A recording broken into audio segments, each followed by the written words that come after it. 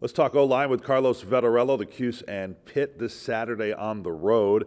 And Carlos, good to have you in here. 40 starts now. This is going to be your 40th career start. You got your degree in hand. All this, like, time flies, right, as a veteran leader of this team. Yep, definitely does. I mean, I didn't even know it was my 40th start until now, but thanks for bringing that up. Making me feel old. Well, it should feel like an accomplishment, right? I mean, obviously, the way college football is now, you might get an extra year in there, but that's a lot of time, and certainly it helps, right? You've played a couple different positions, but you're better off for it. Yeah, 100%. I mean, just moving around on the O-line definitely has given me different perspective and definitely helped me throughout my career. We always look at that because we think about what's the strength of a team or how seasoned are they, how many career starts do you have on the offensive line. And Syracuse is one of the leaders nationally because you guys have been the same starting five every game. Now, we don't know yet about Kalen Ellis's status for this week, so there may be a wrinkle in that, but knock on wood, for the most part, you guys would have had that continuity. Yeah, I mean, you can definitely see it. I mean, the inside, we've had that continuity, just being together all fall and all season. So, I mean, it's great to have. So different from last year. 7 different starting offensive line combinations, and it has to help, right, to get into a groove with the same group? Yeah, oh, definitely. I mean, just seeing everything, knowing how other people see games and stuff, I mean, it helps tremendously. That being said, if there's a wrinkle in it this week, let's say, just for the sake of argument, if Kalen doesn't go, Enrique Cruz pops in, Dakota Davis switches positions, how well suited do you feel to adjust for those types of things? I mean, yeah, I mean, at the end of the day, it's O-line. I mean, you're playing O-line, and you should know everything. So, I mean, that's football. So I think we should be good and well. Does that come easily to you to know the different positions, whether in your career you've played tackle, center, and there obviously are different responsibilities there?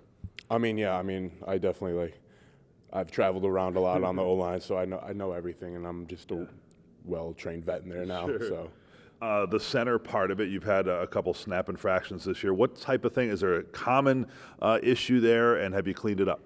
Yeah, I mean, just locking into the Canes and really just listening to either Carlos's or Schrader's voice back there. I mean, that's just something I've been trying to focus on through practice, and I think it's helped since last game. No penalties. So yeah, I mean, sure, yeah. And another thing that could potentially come up this week, obviously, is either using the backup quarterback or using both quarterbacks. How real is that when you think about getting used to the cadence of two different players? I would say during fall camp it definitely is, but I think at this part of the season it's like I've heard both their voices enough to be used to either one. And this is a question for Carlos Del Rio Wilson, not Carlos Vettorello.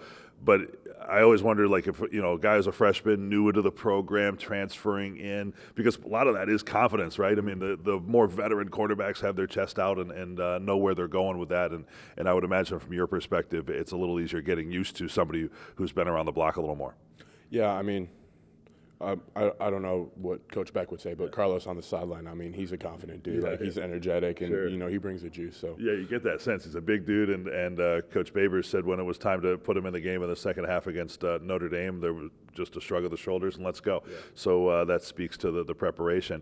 When you look at Pitt, Kalijah Cansey's across the line of scrimmage there, one of the top defensive linemen in America. How do you prepare for a game against somebody like that has his credentials, both as a pass rusher and as an interior player? I mean, I feel like we played a lot of dudes throughout the season. I mean, Clemson, Notre Dame. I mean, but he definitely stands out on film, and it's just, you just got to bring your A game when you're blocking him. Well, the last opponents you mentioned there are the last two, so it's like in a row, right? I mean, does that kind of you get more used to it and more up to that level, or are you feeling like, hey, enough already? Yeah, I mean, it definitely elevates your play on game day. So, I mean, and it definitely makes you prepare more for that challenge up ahead. You missed the tail end of last season due to injury, so you weren't part of it, and in part because of that tough run in the football at Pitt last year. Anything in your film study and your preparation this week that you feel like you can do differently or better? Yeah, I mean, just run off the ball, not guys off the ball, create that space for Tuck, Did the Notre Dame game at all, Carlos, give you a little bit of sense of, shoot, why can't we do this? Yeah, definitely, 100%. Yeah. So how do you channel that? I mean, you've got, just like anybody else, you're going to go into any game with as good a running back as anybody has, right? Yeah. And so I know offensive linemen love to run block, right? Yeah. Do you lick your chops thinking, shoot, maybe we can get some downhill momentum?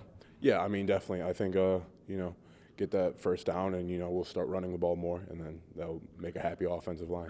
Sure. All right. And then it opens up some variety. Carlos, thanks for the time. Appreciate your attitude and approach here. Best of luck this weekend at Pitt. Okay. Appreciate it. Yep. Carlos Vettorello and the Orange take on the Panthers at Acrisure Stadium, newly named, Saturday at 3:30 kick.